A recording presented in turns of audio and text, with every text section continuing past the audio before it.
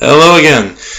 Well, I had said that I was going to speak on a few things, and I am going to do that now. I also said I was going to talk about All Hail the King, the Marvel one-shot, and I will do that at a later time. Oh god, I don't even know if I said the title right, because I'm just really upset right now about something. And I'm not feeling terribly well at the moment, so bear with me, but head colds are everywhere these days. But I do want to speak on a few things that I've noticed, and it's becoming a trend among superhero movies and among the people who watch them. And that's what I want to talk about, and it's basically what's wrong with them and what's wrong with us. Now, here's the problem. Nothing is necessarily inherently wrong with the superhero film. Adherence to the source material, adherence to how the character behaves, that you would think would be objective, but no, there are actually some people who advocate completely ditching that for the sake of film, because usually it's in the case of a series that got rebooted, wherein a character will act more like a character than the previous incarnation, and that upsets them because they like the previous incarnation, so they think the previous incarnation should be the film version, and the actual version should stick to the comics. That's a pretty big problem, and it's just the tip of the iceberg here. When a character is written a certain way, it's part of who they are. Especially, it's a consistent, character trait. In the case of Batman, yes, he's going to be darker and drearier and, more, blunt and moody because that's who Batman is. In the case of, someone like, well, here's an example. Captain America, he's going to be a bit more stoic. Some people would call him a goody two-shoes, but, he has his moments where he will break the rules to do what he thinks is right. So, not entirely, no, he doesn't just toe the line. But, he's got a very, very strong will and a very strong sense of right and wrong. That's something that's part of who he is. And you can't advocate that be tossed out just because, it'd be cooler if he was more like... See, this is the thing that gets me too. But, and in the case of Spider-Man, he's going to be cracking jokes at villains. He's going to be being a bit goofy. He's almost like a comic book Bugs Bunny in terms of his humor at times. He's just, right down to the way he gets his enemies to beat themselves up sometimes. It's who he is. And if you don't like that, you don't like that. And you don't like the character, but don't advocate that the movie abandon that just for the sake of making it more like what you like. In fact, even better, don't advocate that they do that just so that it's like a version that you're more familiar with. But I digress. The point is, the personality of a character is important, very important. Bringing it to life is what fans have been waiting for. And, yeah, I know the people are going to say, well, there's more money to be made appealing to the general audience, to the fans, and that is technically true, because the fans are only a percentage of who's going to go watch that movie. But it's also best not to piss them off, okay? It's also, especially when you don't have to. That's the part that gets me. I can understand changes to a superhero movie. I can. I really can. Some things just don't work on film. Some costumes really don't work on film. Although some of what was previously thought not to work actually was proven to work very well. I'm looking at you, Bryan Singer. Yeah, man, everybody knows what Singer did there, but I digress. Anyway, the point is, there are things that, do work and don't work, and I understand that completely. But a character's personality and who they are is not something that, quote-unquote, doesn't work on film. It's not the only one you could maybe make that argument for implicitly is probably Deadpool, and that's a very, very tricky thing to do. And even the fans are willing to admit that's a tricky thing to do. Okay? You got them there. I don't even think they were hoping for 100% accuracy so much as just, having him be goofy, Realistically, most of them that I've spoken to have given up the idea of him constantly breaking the fourth wall in a film. So, I don't know. I really don't know. But, I digress. Let's move on. There are things, though, that you don't change. And those should be left alone. If you don't have to change something, don't. But, on the other hand, there are other things that do need to make narrative sense, such as some of these rules. We accept them as being the rules because they've been the rules for a long time, because they decided that's what they were when they started, and for a lot of us, these comics or these characters or these whatever will predate even us, and since it's just been there our whole lives, we accept it. But that's not the case in a movie. When you're retelling an origin and when you want to show why someone has, a disdain for this, or a resistance to that, or, won't kill, won't do this, won't do that, then you need to show why, to be honest. In the case of Batman and Spider-Man, Batman, it's understandable why he kind of abhors guns, because his parents were gunned down right in front of him. He doesn't, necessarily think no one should use them, but he flat out refuses to use them and won't let anyone who works with him use them. Spider-Man also has a dislike of killing, primarily because, his uncle died because of him, and he doesn't want anyone else to die because of him. That being said, though, historically throughout the comics, until recent decisions by a certain writer, Peter had never necessarily been completely abhorrent to allowing someone to fall victim to their own actions. When Norman Osborn impaled himself on his own glider and he thought he was dead, he didn't sit there freaking out and screaming. When other characters wound up falling off the bridge into the river, he didn't freak out and scream and go catatonic. When somebody would... somebody fired a missile at him once. This was actually in the arc where he was trying to find his parents. Or the issue. I believe it was one of the annuals, but I digress.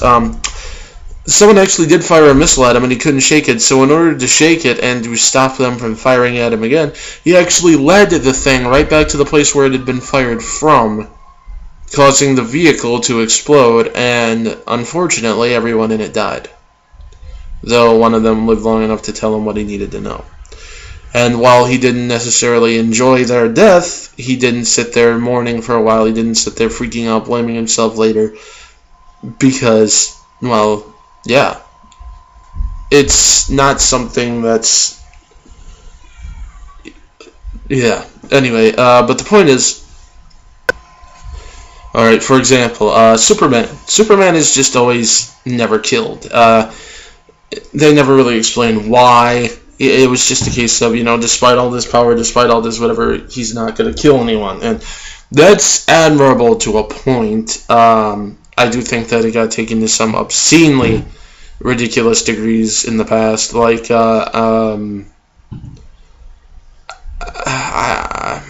I don't know. It's just, it did get taken to some obscenely ridiculous degrees. There were also times, though, especially after he was relaunched post-Crisis in the 1980s with John Byrne's Man of Steel, that he did have to make exceptions to the rule. Doomsday, for example, you're not going to tell me that he grabbed Doomsday in a full Nelson and blasted his heat vision right into the back of his head until he stopped moving as something that he didn't think would kill him. Okay, that was a time when he had to make an exception to the rule, because if he didn't, everyone was dead. And that was something that I actually admired with Superman, and that was something that I thought was interesting, because it would also make him a more dynamic character, because, what happens when he's pushed to the limit and has to break that rule? How's it going to affect him later? And, when he's... And it, also, I liked it because it powered him down a bit,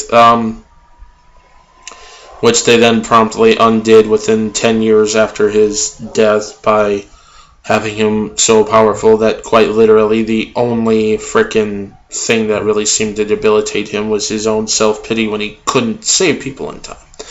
But that's another story. It's just one of those things, though, where in the movie Man of Steel, which, of course, is actually a lot like the Man of Steel miniseries, not 100%, mind you, but quite a bit like it.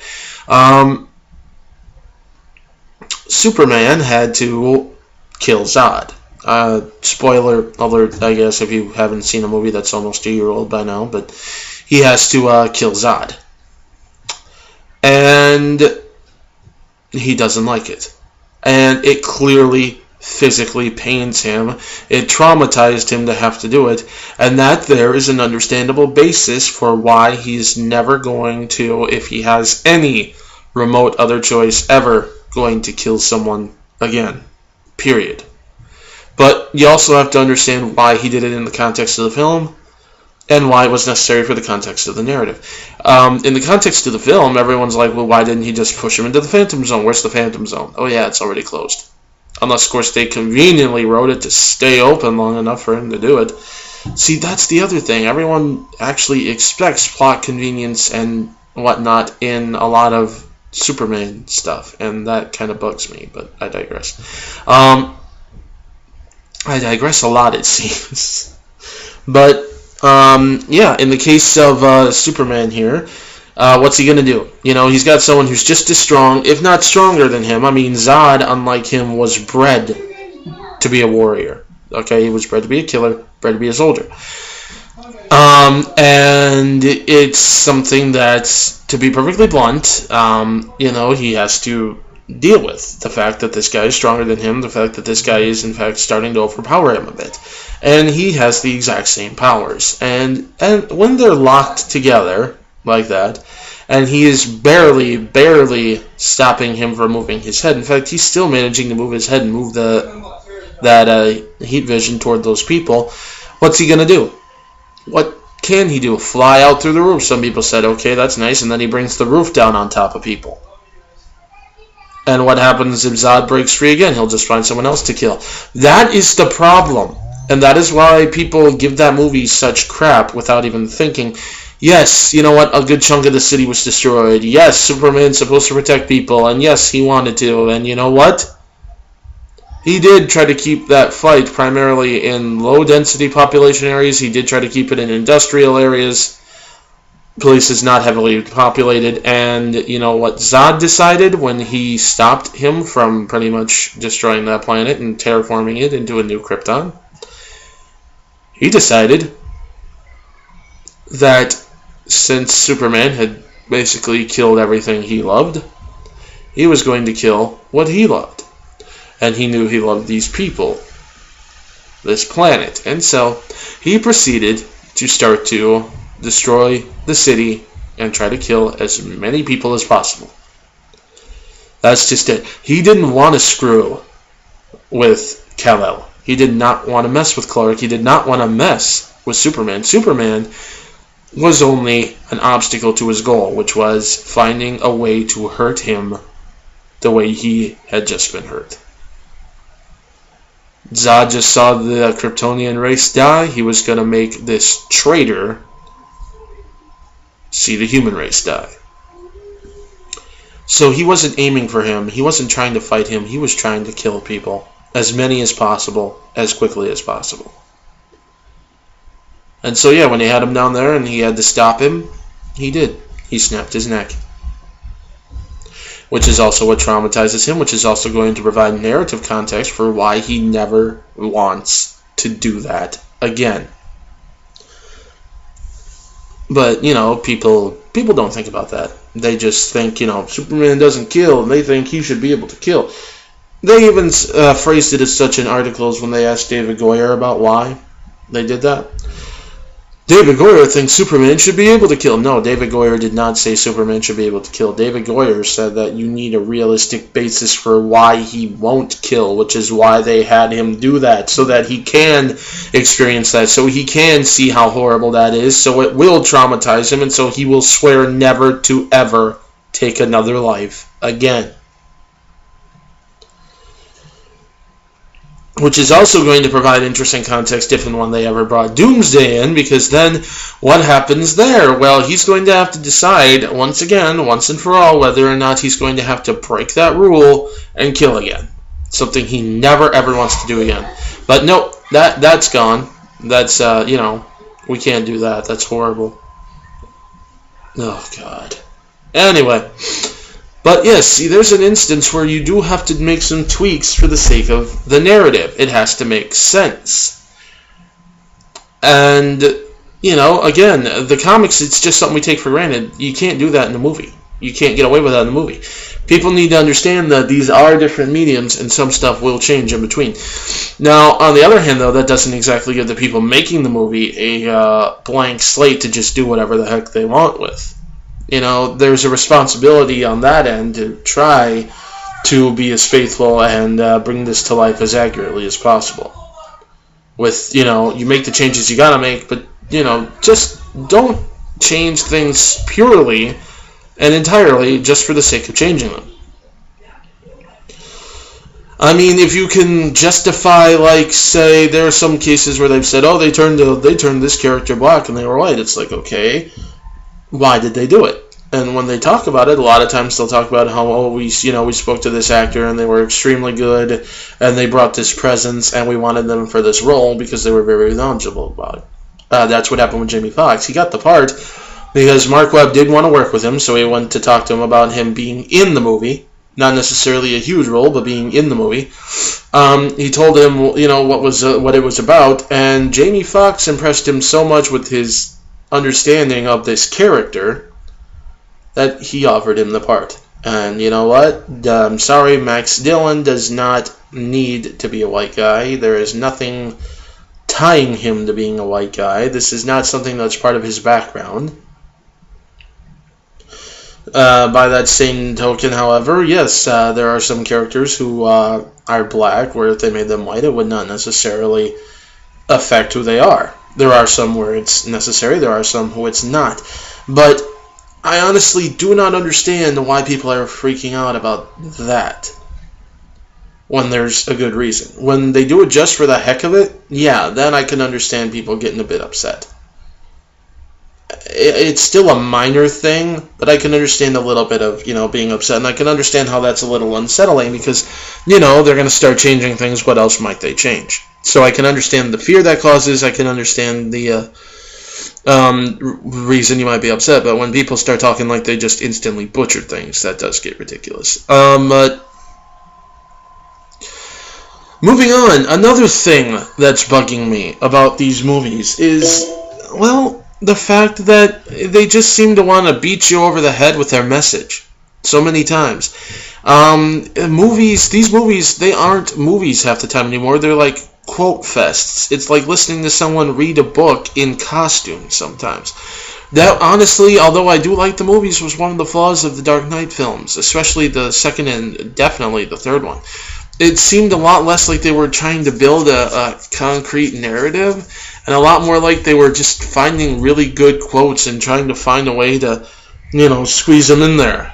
And that happens with a lot of movies, sadly. That happened with the Sam Raimi Spider-Man films. Every single movie they had to find a way to cram in there. With great power comes great responsibility. It's like they beat you over the head with it multiple times per film. It's like, okay, we get it. We got it with the first one. But, it's just, it bugs me. But then when a movie does do the same story, but makes it more subtle, makes the theme more subtle, and in point of fact, that's something that the Amazing Spider-Man films have done. They've taken the theme of power and responsibility, and instead of putting it into a buzz quote, they spread it throughout the film. For example, when Ben told him, your father lived by a philosophy, if you had the power to do good things for other people, the ability to do good things for other people, it was your responsibility to do those things. You can hear it again in the trailer for The Amazing Spider-Man 2. My name is Richard Parker. I found out what Oscorp was going to use my research for. It's my responsibility to protect the world from what I know that they're capable of. The theme of responsibility, power and responsibility, is very much in these movies. But because they don't have it in the form of a buzz quote, and what's more, because they don't have Uncle Ben saying it, even though Ben is actually not the person who originally said the line. It's butchered, it's wrong, it doesn't have the theme, there's no lesson there, it's gone, you don't learn anything from these movies. You don't. It's just soulless cash grab, and they don't care. They never cared if you understood this lesson, blah, de, blah, de, blah, de, blah. It's in there. It's right in there. In fact, it's been in both movies. And the best part is, because it's been said in different ways, that means that it doesn't become a parody of itself. See, that's the problem. Great power comes great responsibility. It's true, and it's very wise, but it's been so slammed into everything and overused, it's become a meme. And people will make fun of it. People mock it. When you take the idea and you make it a lot more fluid and you weave it right into the very fabric of your film, it's not quite so easy to mock the idea. And it also tends to stay with you more because you think about what happened and then you realize, hey, they're living it out. But apparently because they're not out there screaming it in your face with great power, they don't have it. This is something that's happened with a lot of the Marvel movies too. People will say that, DC fans anyway say they lack substance, blah, blah, blah. There's substance there, it's just not in the form of quotes being mumbled out in a voice that would make Clint Eastwood ask you to clear your throat. But that's the thing that bugs me, though. It just seems like people don't want to observe something or think about something.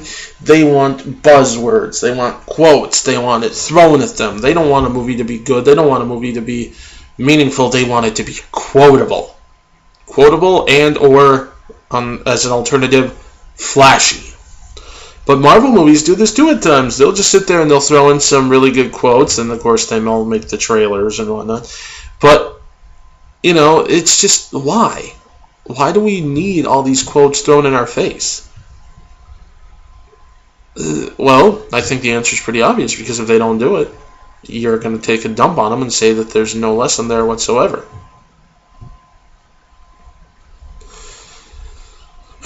Now, that brings me to my next point, which is actually the whole reason I used this picture for this video. I'm sorry I don't really have time to do a full slideshow. One of these days I'll probably start doing that when I have the time to sit down and edit, but this is not one of those times. And that is this notion that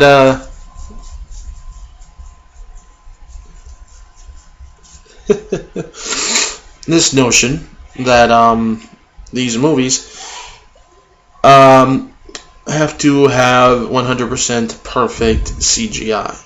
If there's CGI in a film, it has to be perfect. Now, admittedly, a lot of this comes from the Batman fanboys who like to brag about how their movie didn't need much CGI. It's like, no, your movie didn't need much CGI. You also nerfed your villains. You also nerfed your Batman, so that most of the time he's, not doing anything. You also, but no, it's a better movie based purely on the fact that it doesn't need CGI. And CGI has become almost a dirty word. It was one thing when it was 3D. Okay, 3D, I'm not gonna lie, is a gimmick. It is. It's a gimmick made to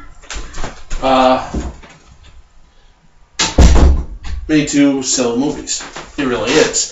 But when you it can be really good if well done, and whether we like it or not, it is here to stay.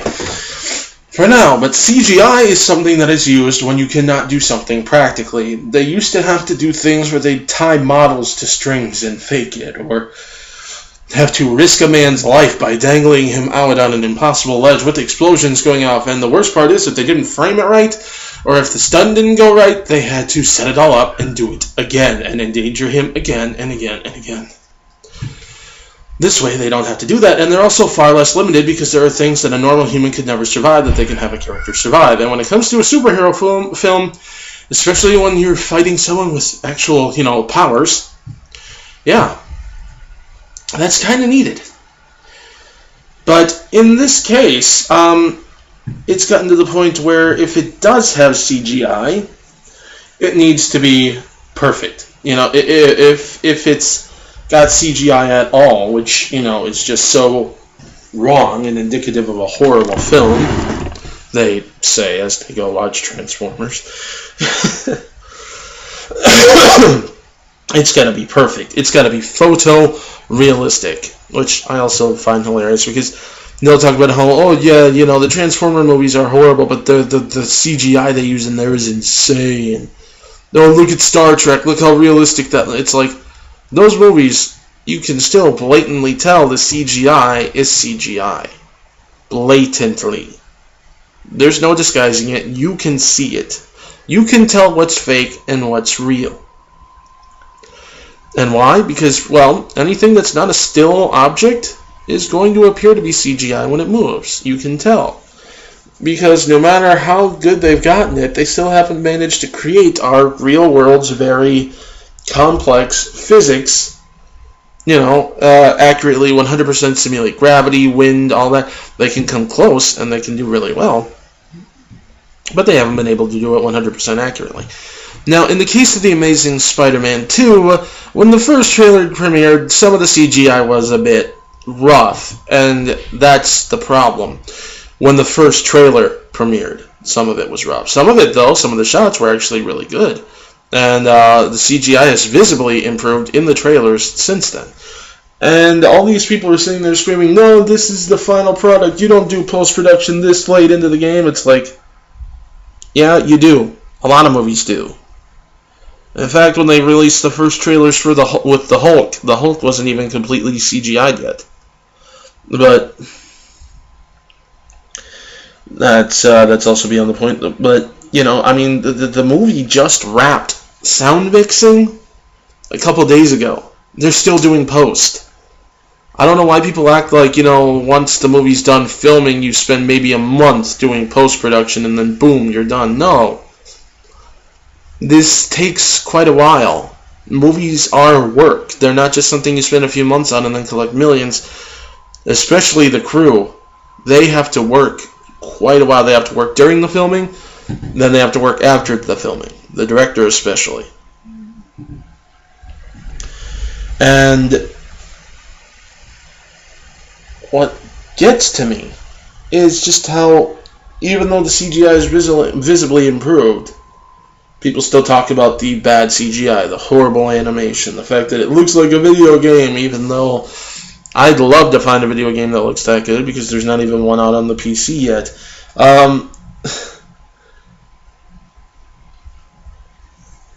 Even though, oh my god, it's just horrible, the stuff that, the way people cling to this.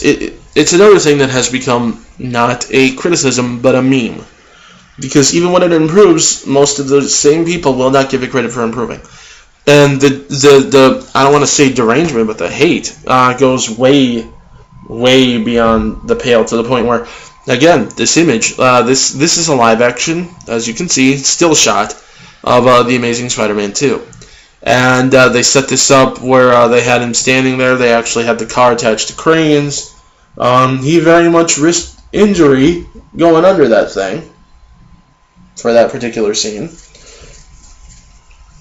Because if any of those cables gave out or anything, well, he's got a car falling on him. And what happens? What happens? Well,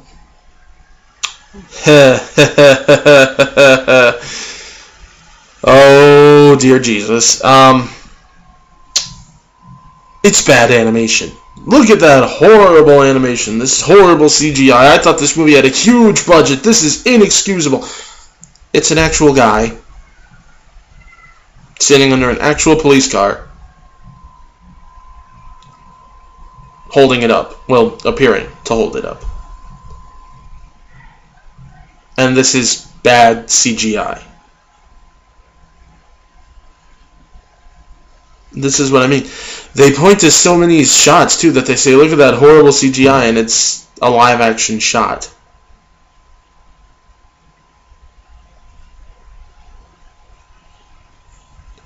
It's a live-action shot that they are saying is horrible CGI.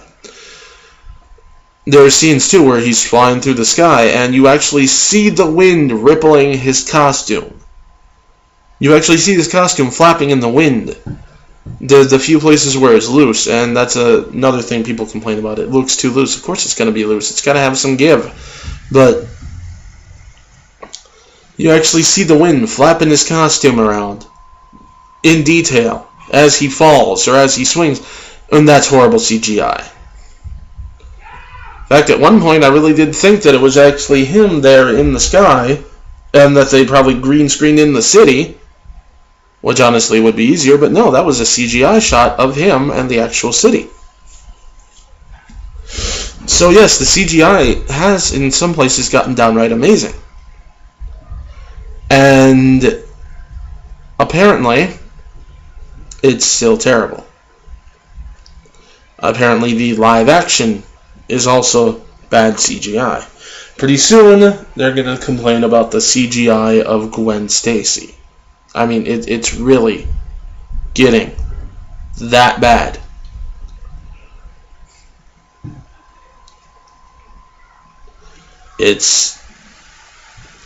I honestly do not understand how this is okay.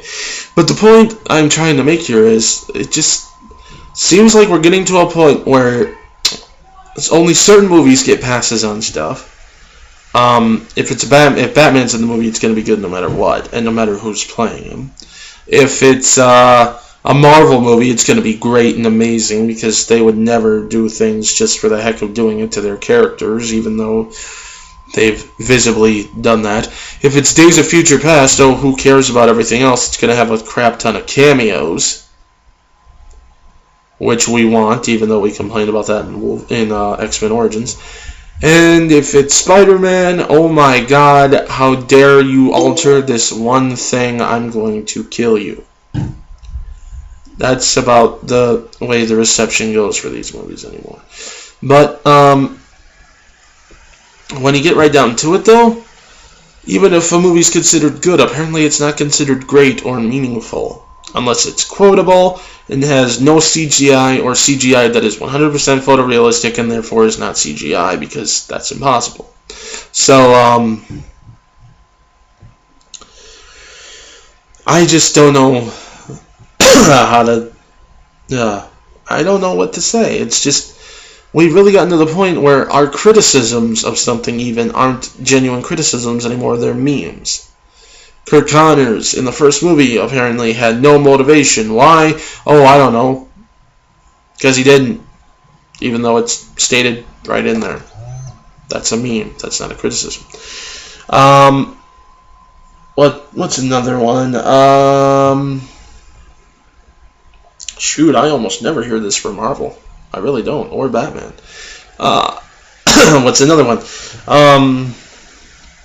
Oh yeah, he clearly stole the web fluid in The Amazing Spider-Man, even though you see him in the movie with the box from Oscorp on his desk, and see him unscrewing the container that he got out of that box on his desk and pulling out the cartridge that he puts in the web shooter he's building. But nope, he totally stole that while he was there.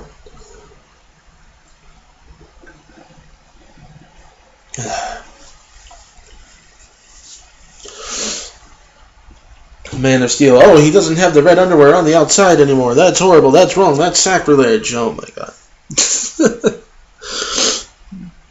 Even though they specifically said they were basing his suit on the New 52 suit, which does not have the red underwear on the outside. So, you know, it's stuff like that. And then on the other hand, you have these movies where they do some things that frankly butcher and screw up a lot of characters and a lot of stuff and have some holes in it, but they'll defend it nonstop because it's Batman or it's Iron Man. You know, it's stuff like that.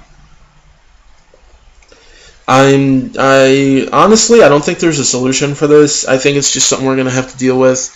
And unfortunately, even though I hate this mentality, and that's something else I kind of want to talk about in the future, in the end, a lot of us are still, no matter how much we complain, going to go see it anyway. So even if it's, whether it's good, bad, whatever, it's probably still going to be successful. And that is an attitude that, unfortunately, Hollywood is starting to notice. And it's something that I am going to talk about later. But, anyways, you guys tell me what you want to see next. Do you want to see me do another discussion like this? Do you want to see me review that one-shot? Or talk about Ninja 2? reviews, discussion. What do you want? Let me know in the comments, and I will catch you guys later. See ya.